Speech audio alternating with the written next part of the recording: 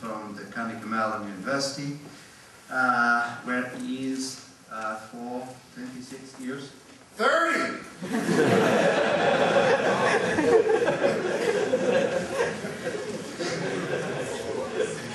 Okay. He was assistant head of the drama department.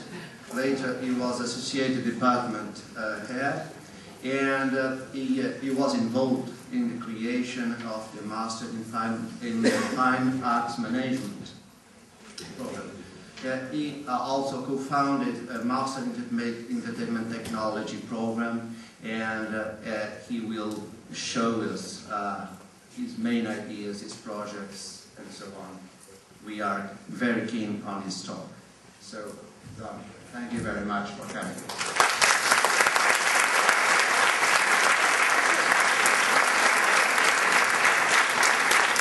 Buon dia! Buongiorno! Bonjour! Guten Morgen! Dobry dzień! I'm like the Pope. I will be speaking in English, but I speak very slowly and deliberately, so you should be able to understand what I am saying. I am honored to be here.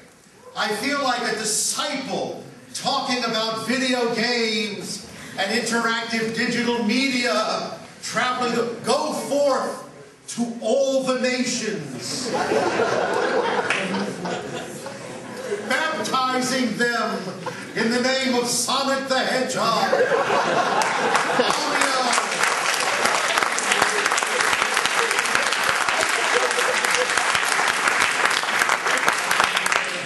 I was joking. Joking! I can just see I'm dead, I'm like going to hell, and they're saying, do you remember Porto? That used to be awesome. Okay, I bring you greetings from Pittsburgh, where Carnegie Mellon University Entertainment Technology Center, 13 years old, leading center for bringing together artists and geeks. I must tell you, I am not a geek. I am from the theater. But I feel at home in computer science, because the fact of the matter is we are all brothers and sisters. What you do in computer science is essentially what we do in the arts. And I will explain this to you. So, entertainment technology. I could just as easily call this the Education Technology Center. I could just as easily call this the Experience Technology Center. But when you say entertainment, everyone's happy. If you say education, they go, oh God, so boring. And if you say experience, they're like, what's that? What's experience? So we discovered that entertainment is the safest definition. This is me. This is me in a cemetery at the grave of Jim Morrison from The Doors. I believe let's rock on until we drop. So, how did all of this begin? It began as a young person trying to figure out the meaning of life. I am obsessed with trying to figure out the meaning of life. Like, why am I here? What is here? What is the purpose? And I gravitated to the theater because theater seemed the most real to me. Because think about theater. Think about acting. We live in a virtual world. It's a virtual world. I was asked once to write a paper for a German magazine. Anyone from Germany here? Good, we can make fun of them. I was asked to write an article on virtual reality for a German magazine. And I started it by saying virtual reality is one of the oldest experiences of the human species. And I got back an email that said, "We don't think you understand what we are asking you to write about." I said, "What do you mean?" They said, "You said that virtual reality was one of the oldest experiences. How can you have virtual reality without electricity?" And I said, "Have you ever dreamt? Have you ever gone to sleep and found yourself in an imaginary world? Did you ever wake up from that certain that it existed?" I am at the age now where I remember my dreams more than I remember what I did during the day. So for me, virtual reality is real. What we are able to do now, of course, is use technology mediation to create virtual reality on demand. So the theater, the stage, was my attraction. It was my opportunity to become someone else. And in becoming someone else, the hope was that I would find out more about who am I. It's funny, when I went to college originally, it was for theater.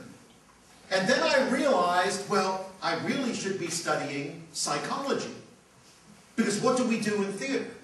Why does this character act the way the character acts? Then I realized that when you do a play, there is a theme. What is the theme? What's the meaning of this performance? So I needed to study philosophy. And I noticed my classmates were going, "Marinelli, are you crazy?" Why? 3 majors? And I said, "But it's not 3 majors. It's 1 major. Because how can I be a good actor if I don't understand human psychology? How can I be a good actor if I don't understand what the play is all about? What is the message? What is the philosophy that we are doing here?" It's always been about coming together. In my country, in my culture, we have been obsessed with specialization. I am a geek. I'm an artist. I'm an artist. Enough. This is a false division. We talk about right brain and left brain as if you only have half a brain. I keep telling people, if I take a baseball bat and bash you over the head and your head cracks open, there's going to be a right brain and a left brain. So why don't we use it? Why don't we unify them? So this talk is going to be about how do we unify them. Okay? All right, Shakespeare. Triumph of the gamer! You win! You have won! What is spoken of nowadays? Gamification. The gamification of everything. What I'm saying is, duh. It's been there. I don't use a credit card. unless I get points. I don't fly an airplane unless I get points. I don't go to a bank unless I get points. My entire freaking life is points. When you become a professor, you're going to go, spoke at conference in Porto, Portugal. Point! Most of you...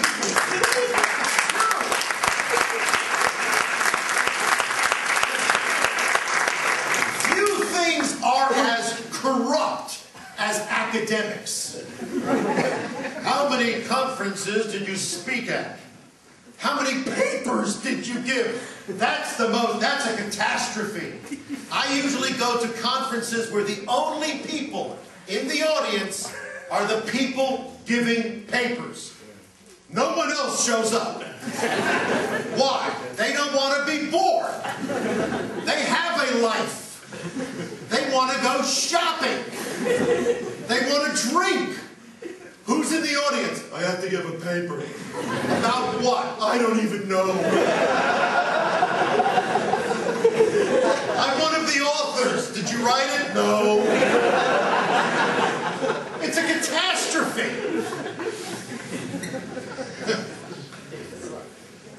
You are different. This generation is not like previous generations. I am a dinosaur compared to you. I'm a dinosaur. Everything that you see up here is part of your genes. All right? Generations, 2 years. A 15-year-old is different than a 13-year-old. A 13-year-old is different than a 12-year-old. In America, we have a magazine, 17 magazine. No one who is 17 reads that magazine. You would be embarrassed. Who reads 17 magazine? 12-year-olds. 12-year-olds read it so they know how they're supposed to act. Justin Bieber, my God.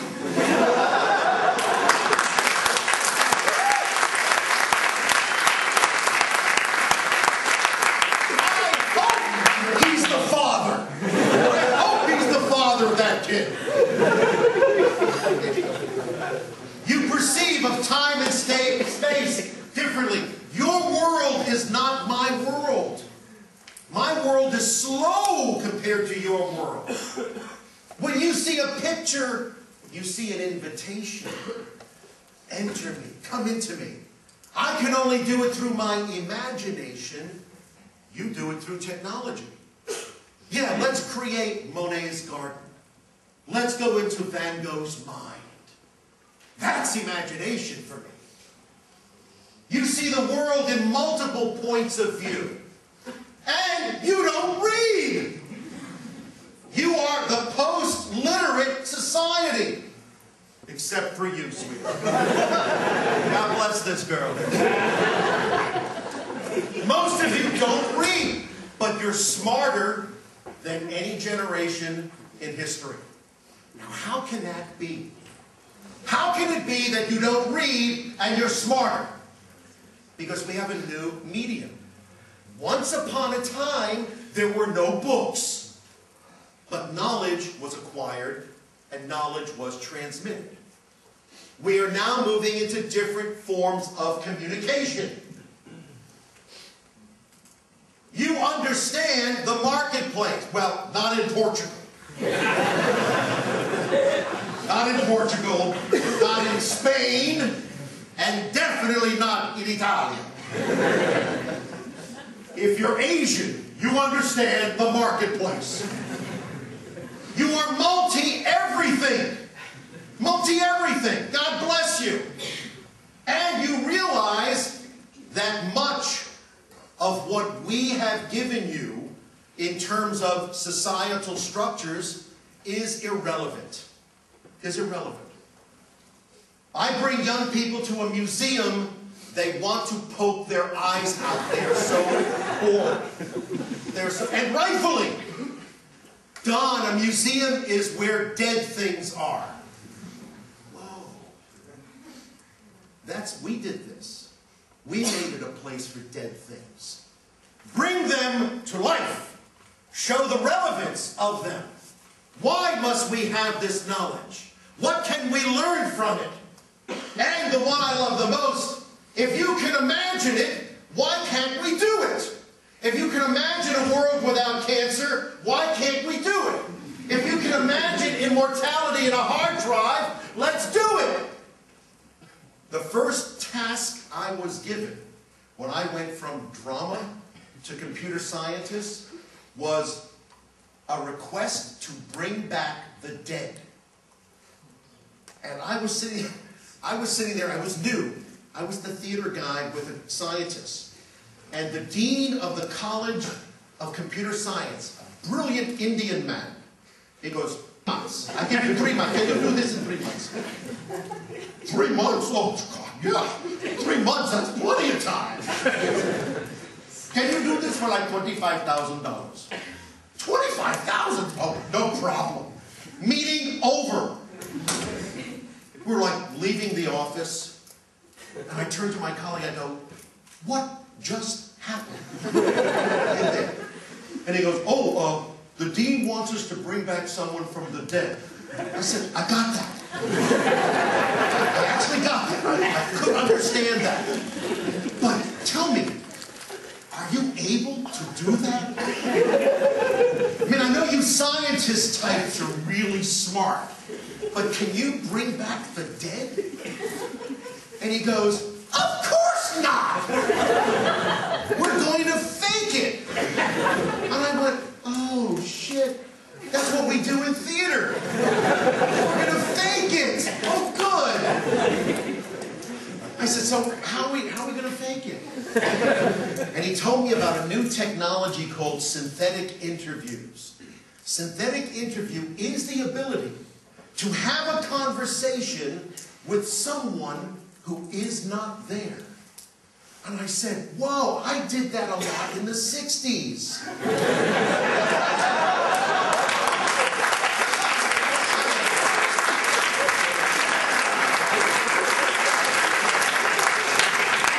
But we are now so advanced that instead of chemicals, we're going to use like technology. This is phenomenal. I said, okay, how are we going to do this? He said, we're going to use a technology we invented called synthetic interviews.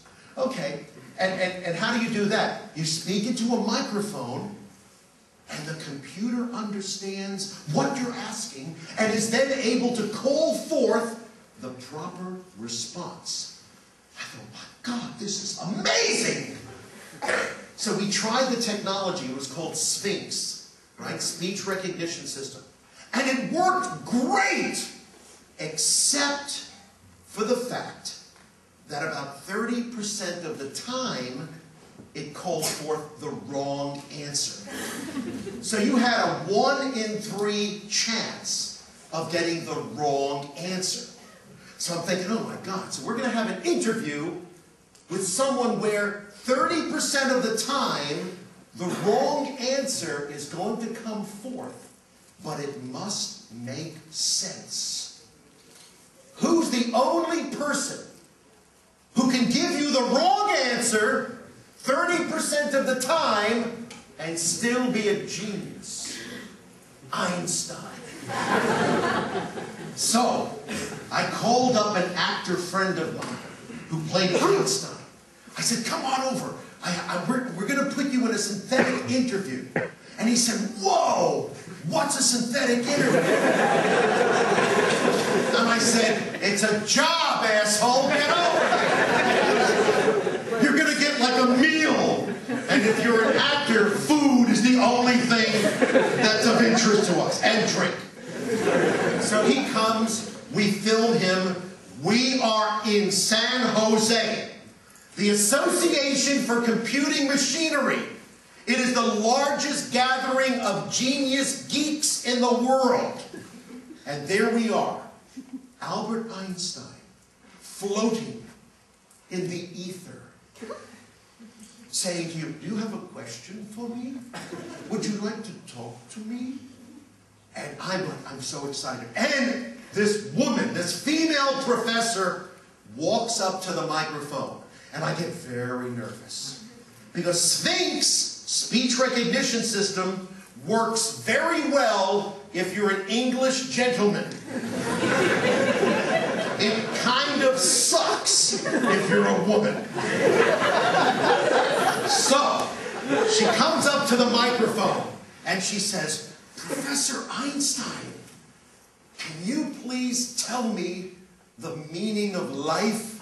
Well, I'm off to the side and I'm like, yes, yes. Because Einstein wrote a lot about the meaning of life. And I'm like, oh, this is going to kick ass. So she asks that and the clip appears and I realize it's the wrong clip. Sphinx did it again. So this is what transpires. Ready? Professor Einstein, can you please tell me the meaning of life? When I was young, I realized that the big toe always made a hole in the sock. So I stopped wearing socks.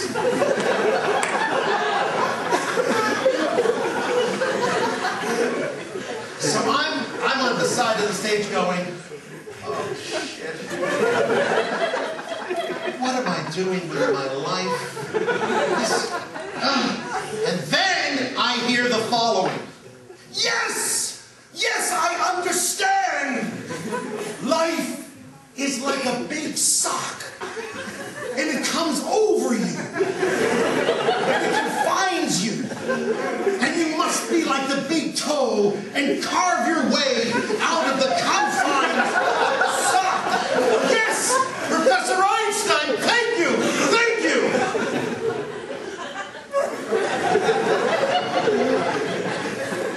I thought, son of a gun! I am in the right field.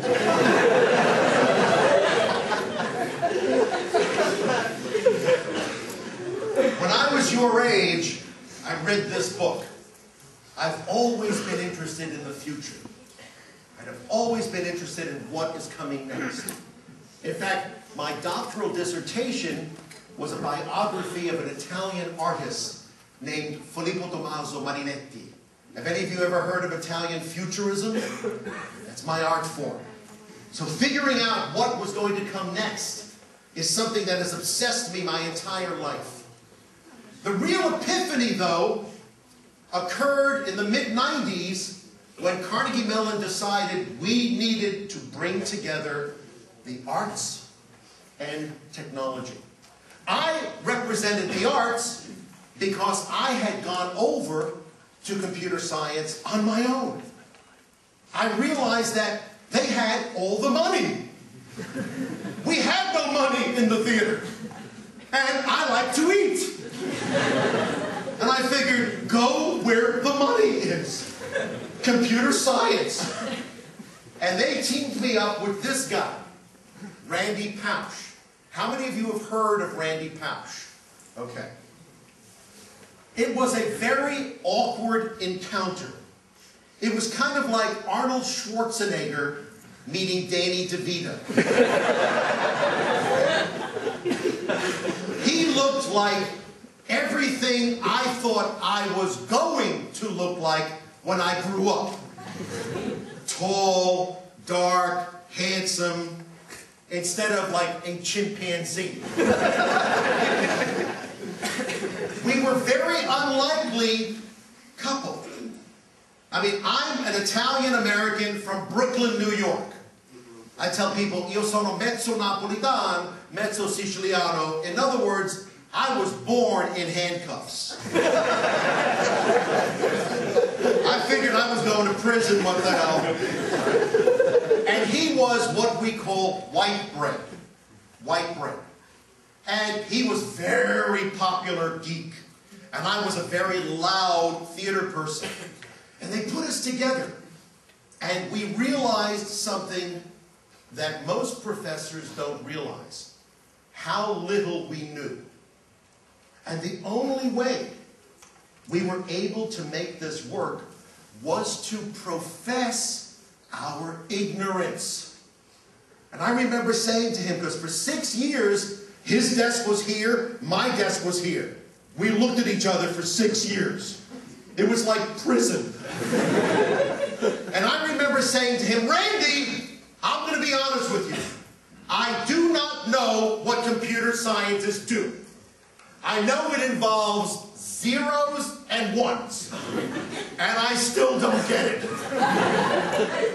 And he goes, Don, I'm going to be very honest with you. I don't know what you theater people do, but you hug a lot. And you do that air kissing. He goes, if you don't hug me and kiss me, we should be fine. And I said, don't worry, I have no desire. I might be from the theater, but I have no desire to hug you and kiss you. So we began our relationship. In the beginning,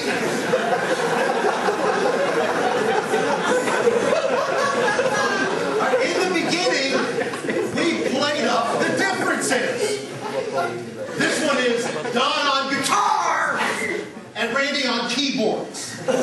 We played up the differences, not realizing that the reason we came together was to overcome the differences, was to unify the person, not to accentuate the differences. This is the last picture of us together. If you know the story, Randy was diagnosed with pancreatic cancer. He died in 2008, and so this was the last time we got together. So, because I know many of you know the last lecture. Now, during the last lecture, Randy described his relationship with me as being kind of like hell. In fact, he nicknamed me the tornado. Right? Do you know what a tornado is? I'm a tornado. And it's funny because he had never called me that to my face. And in fact, I was in Taiwan, in Taipei, Taiwan, in the middle of a typhoon, when I watched the last lecture. When Randy said, sharing an office with Don was like sharing an office with a tornado. There was so much energy. And you never knew which trailer was next, meaning what was he going to destroy next. I like to tear things down, but I also like to build new things. Okay? So, we started a center. We said, let's do a new degree. Let's do something that's never been done. We did the Masters, and we have the Masters of Entertainment Technology. Let's fall in love with industry. You see, industry, their ass is on the line every day. They've got to make money. They have to figure out, what do you need? What do you not need that we're going to make you think you need? They are always having to figure it out. You see, research, hey researchers, you've got it pretty easy. You sit on your ass in the lab doing research. It takes a while. Hey, in fact, I'm the professor. I'm not even going to do the research. I'm going to have students do the research. But I'm going to put my name on the paper. You see, I'm from New York City. We call that bullshit. I'm like, that's done. You have no money, you have no time, and the world is going down the toilet. I oppose universities as ivory towers. I believe universities should be out in the community. I believe universities should be helping the society. Someone's got to do the research, but in the theater, the show opens on Friday. We sold tickets. There better be a show. All right? Because if there's no show, then somebody's going to have to pay. And it ain't going to be me. It's going to be you. Can you swim?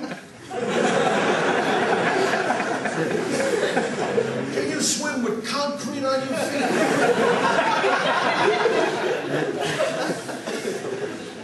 My country is so screwed up that if Tony Soprano was running for president, I'd freaking vote for him. In the mob, we all make money. What is the variable that is different today? Very simple, interactivity. Technology that gives you agency. Technology that says, make a decision, change the world. Make a decision, the world will respond to you. Why do you think video games are so popular? Because if you go to the ballot box and vote, nothing happens. Nothing happens. There's we have one political party in America, just two different shades. One's red, one's blue. But the same crap continues to happen. No wonder you're not interested. If I had oh, you don't want to know if I had my way. There would be no red, there would be no blue. There would be people running. People who will accept responsibility and who will tell you what they believe. All right? So what is it about video games? What is it about interactivity? You make a decision and the world responds. And you can screw it up and hit reset. Good God. Do you know how many times I would hit reset in my life? You know how many women I would hit reset, reset, reset?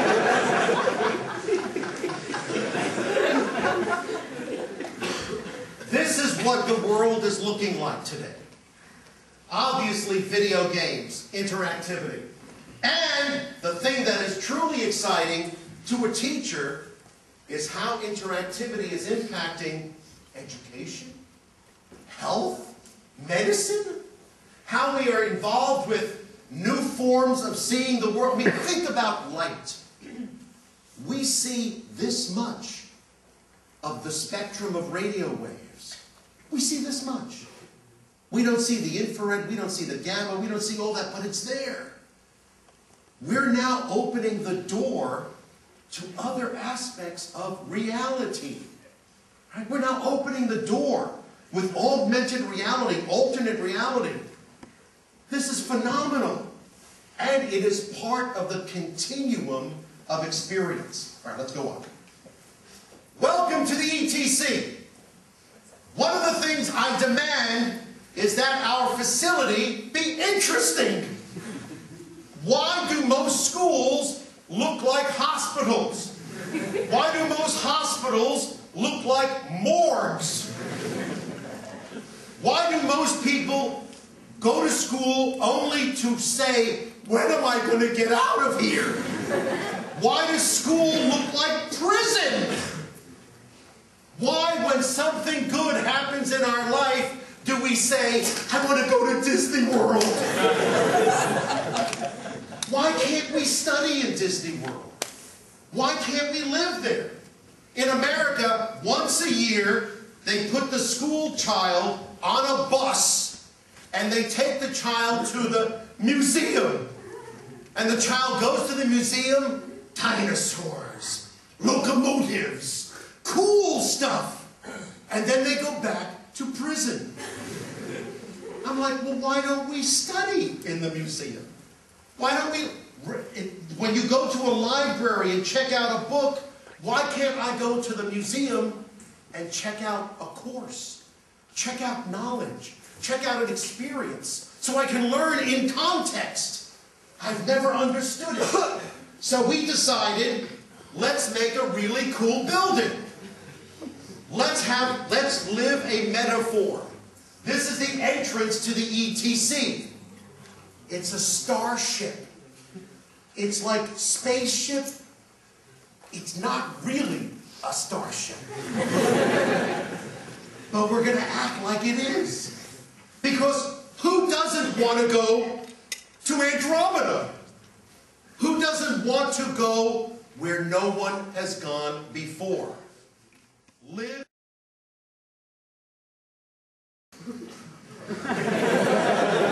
Let's go back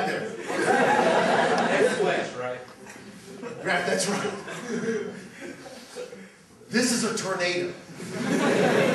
This is Don on a bad day. This is what I bring whenever I go someplace. That's why your teachers already are saying, when is he leaving? When is he getting out of here? He's screwing it up for us. How do we teach you? What are the new subjects for you to learn? We have four disciplines. Storytelling, very good, right answer. Architecture, technology, and experience. Those are the core disciplines of the Entertainment Technology Center. Explain. First of all, storytelling is a craft. It is not something that's artsy-fartsy. Believe it or not, theater people and artists don't get up in the morning, put on a toga, go walking in the woods, going, "Oh, muses, strike me with inspiration." We don't do that. We don't do that. We sit at the desk and go, "Oh, this isn't working. How am I going to make this interesting?" And then we're going to take the fundamental elements of story. You know how there's a periodic table of the elements? This is carbon, this is oxygen. Well, we have this is plot, this is character, this is theme, this is diction, this is rhythm, this is spectacle. Then we're going to add the poetic elements of interactivity. This is immersion. In other words, virtual reality. We're going to believe we're there.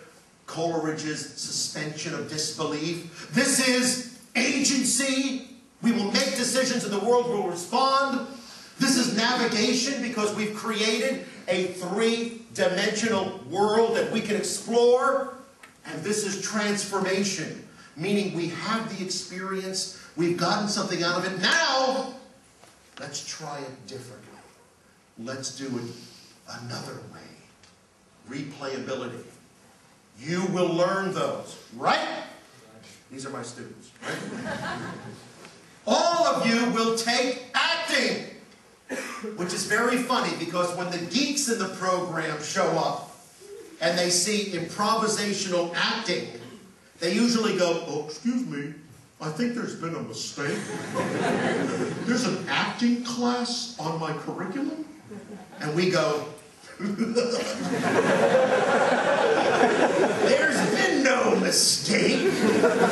You're coming and you're going to act." And you know what?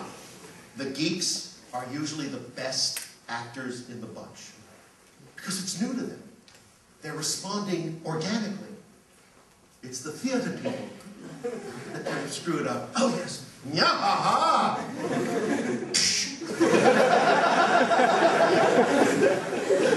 Visual story. If there is one element that distinguishes video games besides agency, it's the visual component. You have your cell phone, but it's all. You're going to learn to become a filmmaker. You're going to learn how an image conveys a story. This is essential. This is part of the fundamental language. You must understand how a close-up from down below has emotional impact. You're going to learn when we pull out in a two-shot why that is powerful to a human being. Because those are the subliminal messages that we use to convey meaning. And they're not magic. They honestly are not magic. You can do it. You can do it. Some will be better than others, but we all understand because it affects us all. Well, why do we go watch movies? The focus is always on technology as a tool. Technology is not the be-all and end-all. If it was, we would simply take cars and put them on display. We need the car to get around. To get around. That's what we're doing with the car. Right, Rebecca? Craftsmanship. It is a word that we never hear anymore. And yet those of you who are programmers know there is such a thing as shitty code. There is such a thing as that code don't float. It ain't working. It's not well crafted. I'm a drama teacher. I know what I'm dealing with the first day of class when I give my students a spelling test. And I give them one word to spell. One word. Playwright. Spell playwright for me. Well, that's simple. P-L-A-Y-R-I-G-H-T. Wrong! How's that wrong? You forgot the W. There's no W in right. Yes, there is, moron. Yes, there is. Because you see, the word right in English means craftsperson. There's a word called shipwright. The person who crafts a ship out of wood, out of experience. There's the word wheelwright.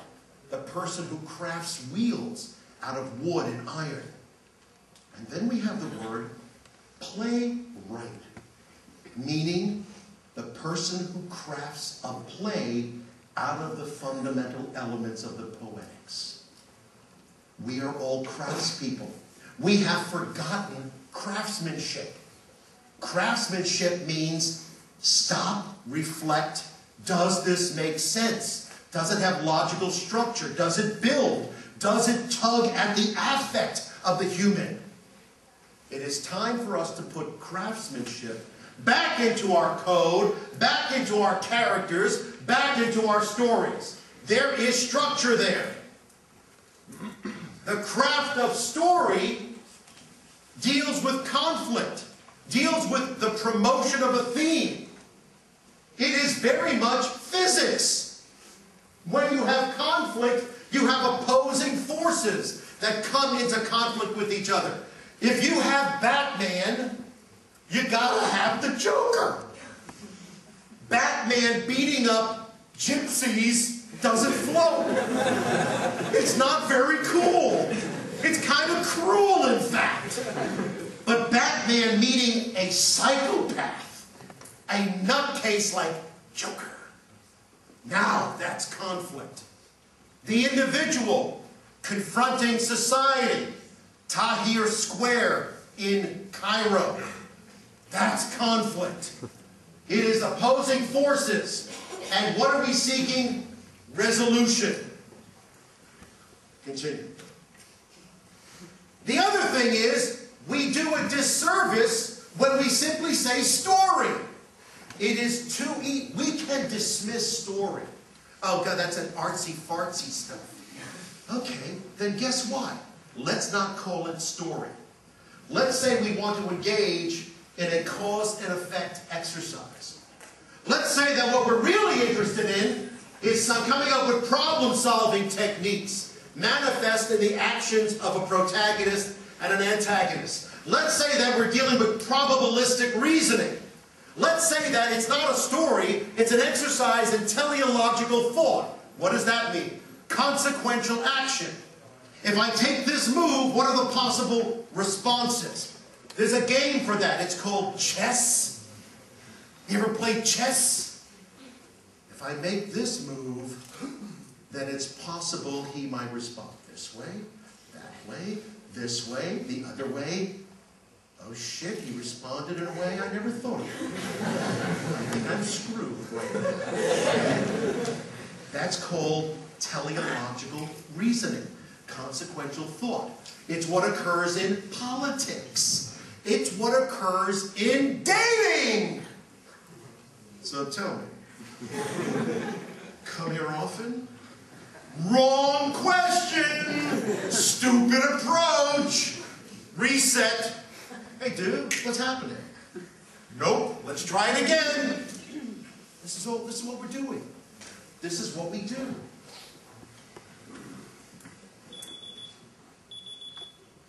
Gaming. When you think about video games, you really have to think of them as all these different thought processes put into action. Right? Put into action. Consequential thought is teleological thinking. Teleological thinking is the act of conceptualizing future actions based upon decisions being made.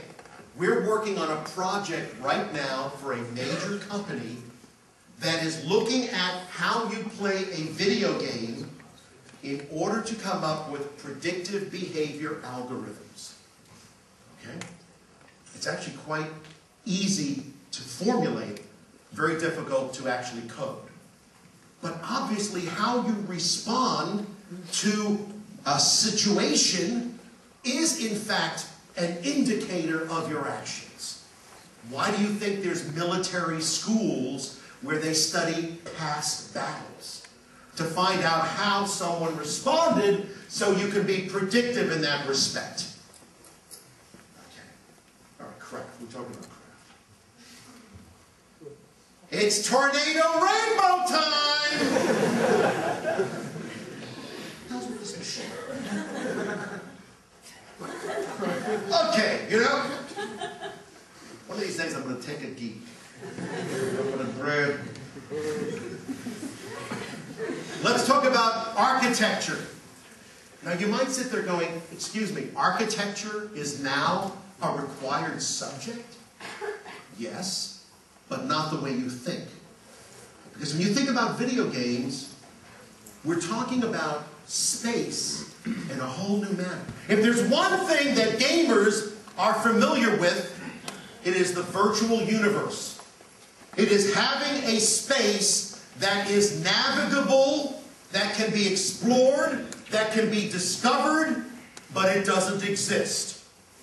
Very, very cool. Even in the Bible, what? Heaven is spirit. Frankly, I think the work you're doing in video games and the experience of video games is closer to the spiritual aspect that is our ontological truth than this. Please tell me heaven is not an auditorium. This you're looking at is a virtual space for the New York City Fire Department that we built. How do you train young people to respond to 9/11? You do that through video games. You do it through a video game situation where these young people have to find out where danger lurks. And they inhabit the world as themselves. If this character were to turn around, you'd see Marinelli written on the back. We go through the exercise. We experiment. We see ourselves in danger. We wonder, how would we respond in this situation? And no less than the New York City Fire Department is saying, thank you.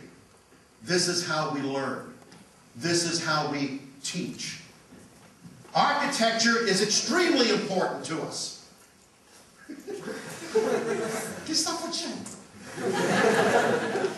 Obviously, the machine says, Don, shut up, let's move, let's move. How many of you played Spore?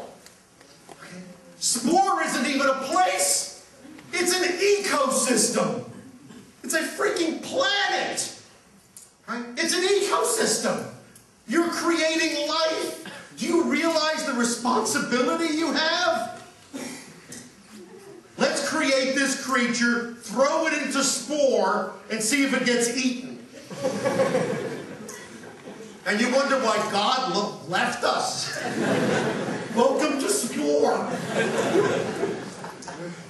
I mean, this is an incredible responsibility you have. You're creating worlds that have rules, that have parameters, that will determine whether life succeeds or doesn't succeed. I consider video games to be spiritual. When you think about the attributes that we are acquiring, they start to sound like you know who. All right? Omnipresence. You can be everywhere all the time. I'm in Pittsburgh and Second Life. I'm in Pittsburgh and in Facebook. I'm in Pittsburgh and on LinkedIn. I'm everywhere. Omniscience. You have a question? It has made life so weird. I used to like being ignorant. You know, you drive on the road and you see a town and you say, wow, I wonder how that town got its name. Now the person next to you Googles, this was named after a 17th century, and you're like, did I ask? Did I ask? I kind of liked wondering. Maybe it was an Indian chief. Maybe it means orgy in like some weird language. I'm like, but no, you gotta give me the truth. Instantaneous truth. I used to like getting lost.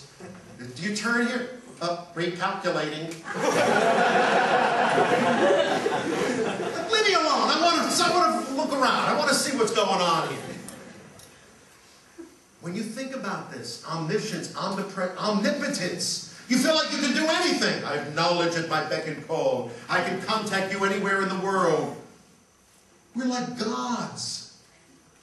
And then you start to realize, what's the responsibility of being like God? Do we accept it? Do we understand? Do we start to understand what God's going through? That asshole again. He's in a problem. He's lost. He's lost. He can't find his way around pit. I gotta help him. Oh, let's go drinking. If there's anything I want you to do, it's become a valued citizen. I want you to be part of the solution. Now, listen, I'm talking to gamers. To gamers. And I'm saying that you are part of the solution.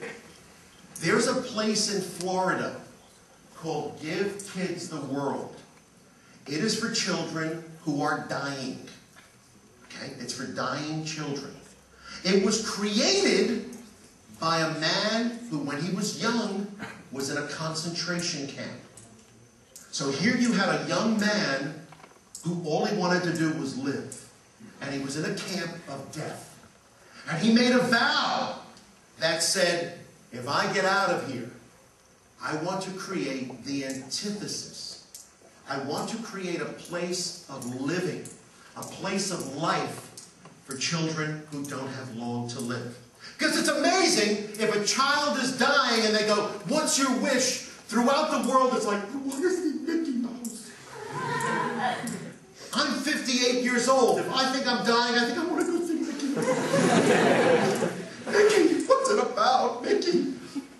So the students, you of the ETC, went to visit this place. And you came back to Pittsburgh and said, we must help them.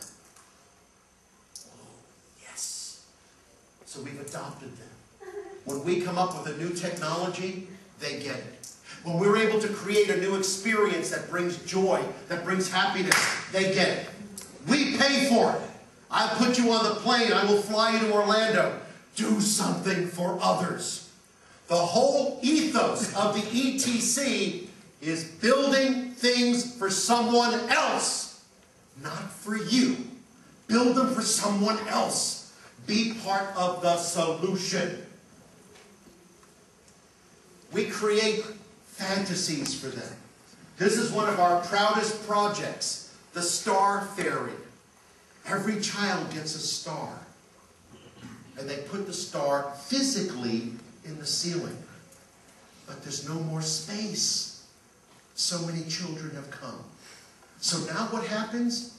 The star becomes digital. The Star Fairy flies around, picks up the child's star, and flies into heaven and puts it in the sky. And you're able to find it even from home. You can get online and go, where's Donnie's star? There it is. And connected to that star are the photos, the images of all the fun you had when you went to Disney World, when you went to Universal Studios, when you went to SeaWorld, when you went to all the exhibits in Florida. That's putting technology to real use. Tell me this isn't cool. Tornado and lightning! Technology. Boys and girls, technology is the easiest piece of this puzzle. You know technology. I don't know I am the stupidest person in the Entertainment Technology Center. Do you think I'm going to sit out in front of the Apple Store for 48 hours in a tent waiting for the new iPad? Not on your life. Will you? Oh yeah. Oh yeah. All you need is a pillow and a pizza. You'll be there. The next day you will show up. Don, we've done an analysis of the iPad 2. These are the way in which the iPad 2 has more functionality and capability than the iPad 1. These are the ways in which the iPad 2, I don't have to do squat. Tell me, court person, what's good about it? Very good. Why don't I like it? Very good. I'm like a moron. I don't know anything about technology. You know more. Do you realize what has happened in the world of academia? The students now, without a doubt, are smarter than the faculty. I mean, when you become a faculty member, you get fat, you have kids, you get married, you've got tenure, you've got all those papers you didn't write, all this crap. The last thing you can do is be up on your subject. That's why we need you. I'm blessed. At the beginning of a year, I can stand in front of the group and go, you know more about video games than I do. I just know more about everything else. So let's make a deal. You teach me the latest and greatest in video games, and I'll teach you everything else. I'll teach you how to survive in New York City. I'll teach you how to get to the front of the line at the airport. I'll teach you how to not pay your taxes. I'll do all of that. But you got to tell me why the new Sonic the Hedgehog kicks butt. Let's make a deal. Do you realize how refreshing it is to be this honest? You see, I have tenure. I have full professor. Nobody can touch me. I got like a shield, a force field around me. At the university, they're going, he tricked us. We thought he was one like us, but he's really a Jedi. He's a Jedi.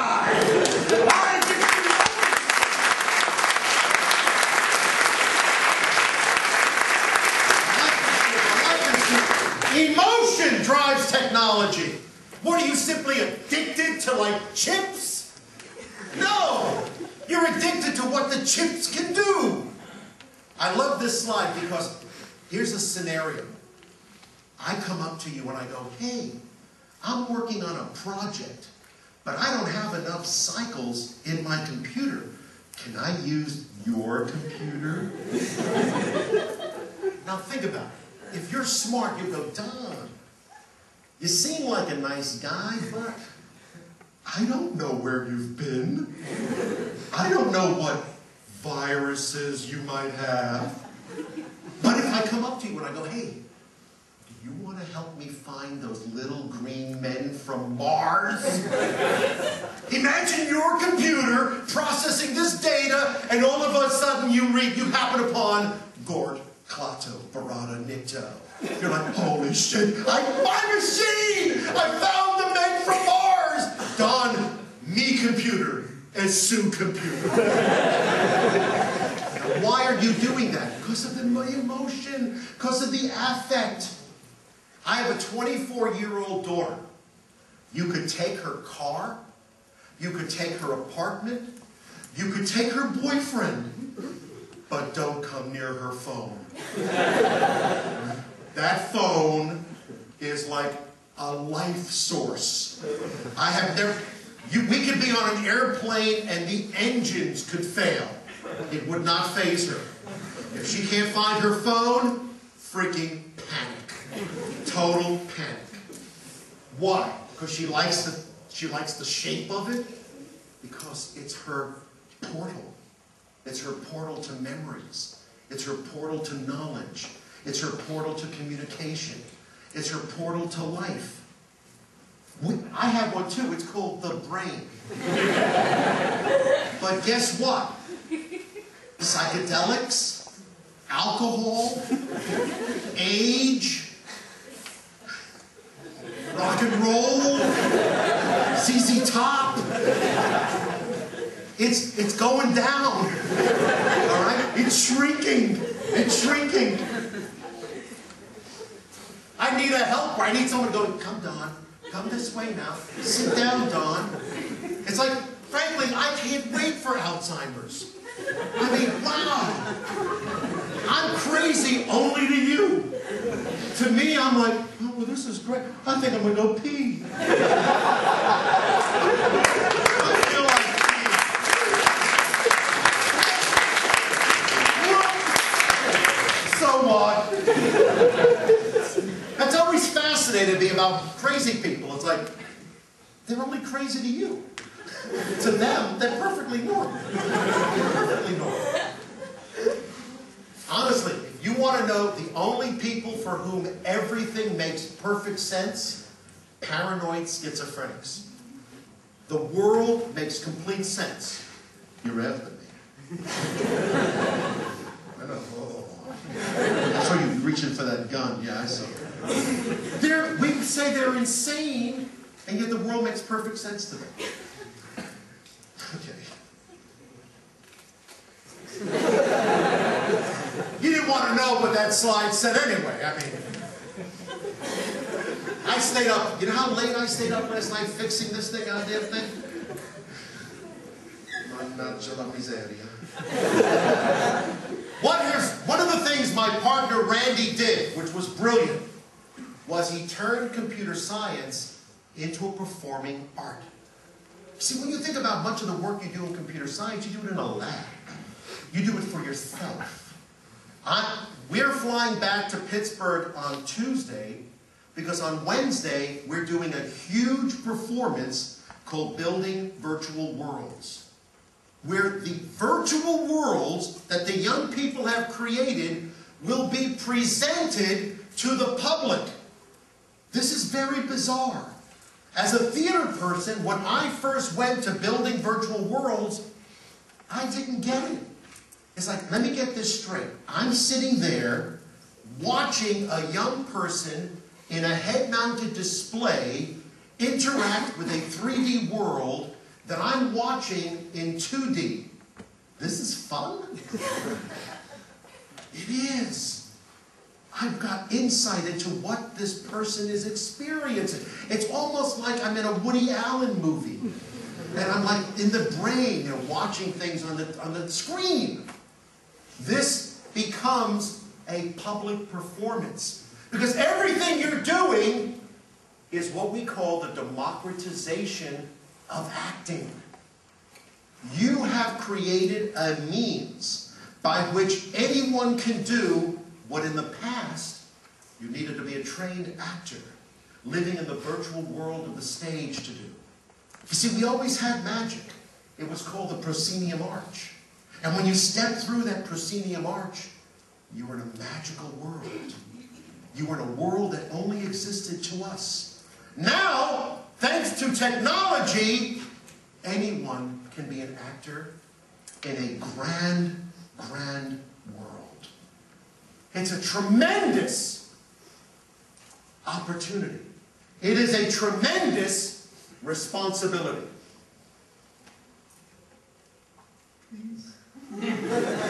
This is what the show is going to look like. And this is going to be fun. Every one of these young people is in a three-dimensional world that we are seeing in 2D. They have unique input devices. They attempt to have unique display devices, all of which, if successful, will have impact in the world.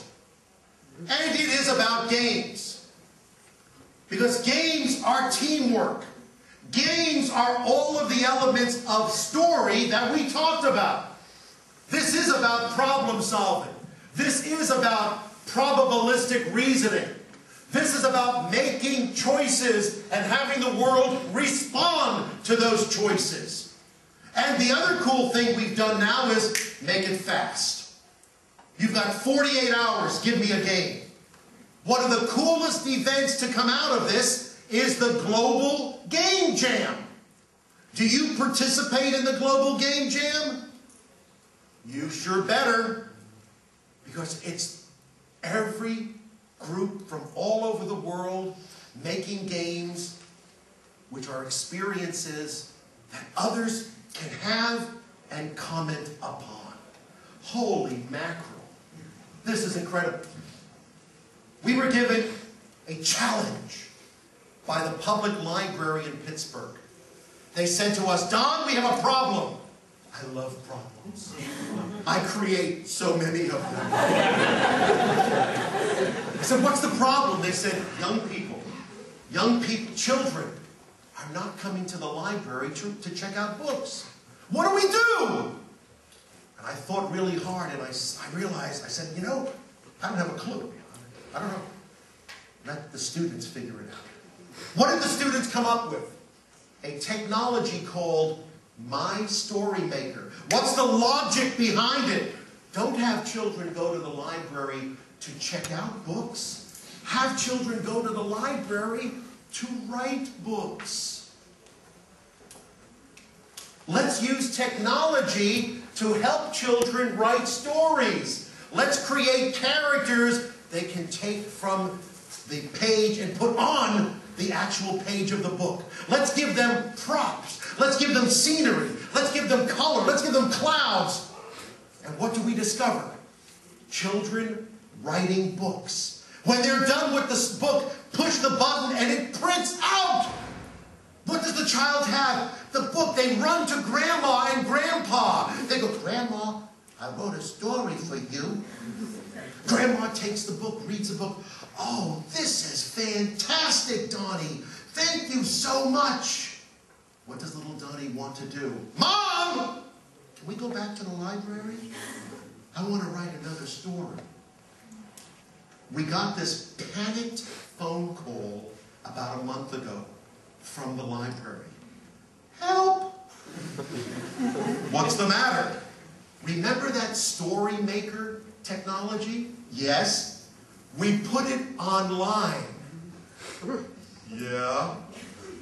We now have stories coming in from all over the world. Hundreds of stories. Thousands of stories. We need more storage capacity. We need a new server. How can you not feel great about that? So you've got children from all over the planet using this technology to write their stories, and then they want to read the stories written by other children from all over the world. Tell me that's not great! If we do that, there might actually be peace.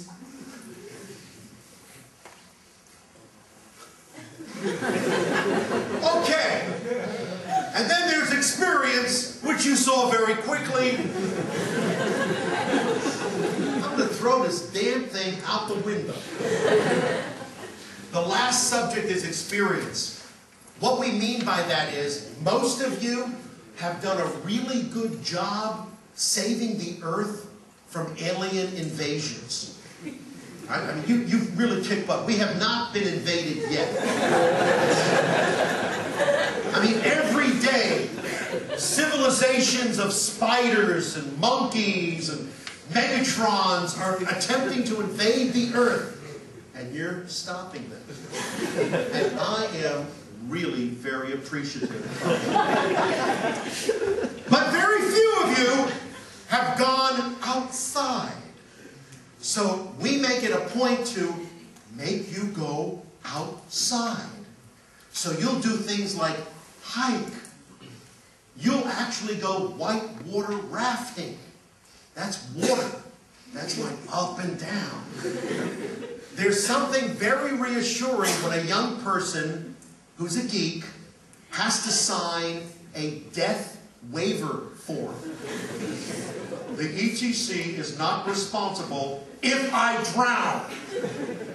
That's like, this is serious. It's funny because last year we had our first rebellion, and it was a Chinese student who said, "You cannot make me do this. Because in China, there's one child per family. And if I drown, my family loses its DNA." And I said, well, that's really not necessarily the case. Because the water is very cold.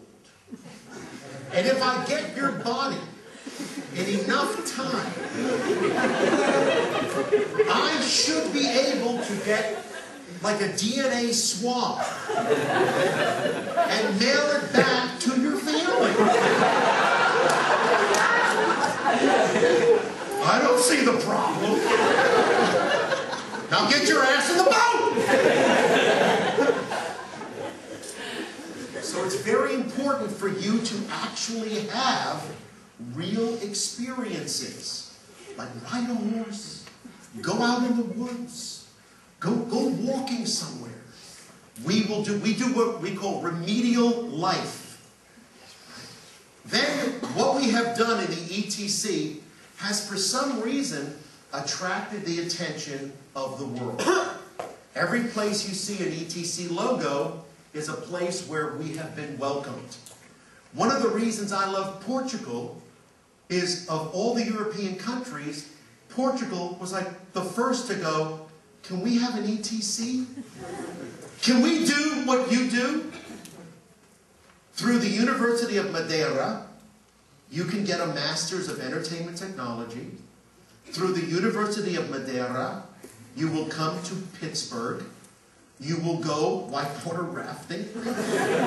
You will see death in the face. You will learn how we do visual story, how we do acting, how we do projects, how we take right brain and left brain and create the true 21st century person. We have students and faculty from Madeira here today who have come. And the fact of the matter is, I applaud Portugal for having the vision, for having the insight, for having the motivation, for having the dedication that its children, its young people will serve as a magnet, will serve as a beacon for a new way of learning, a new way of growing, a true 21st century education.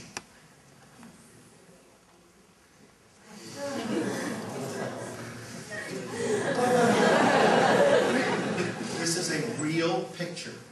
So even a tornado can have a heart.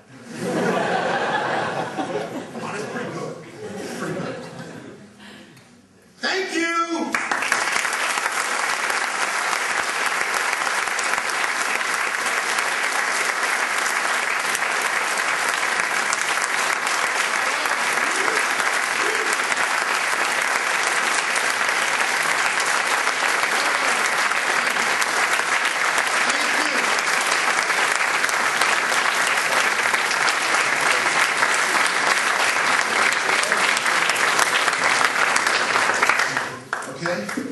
Dan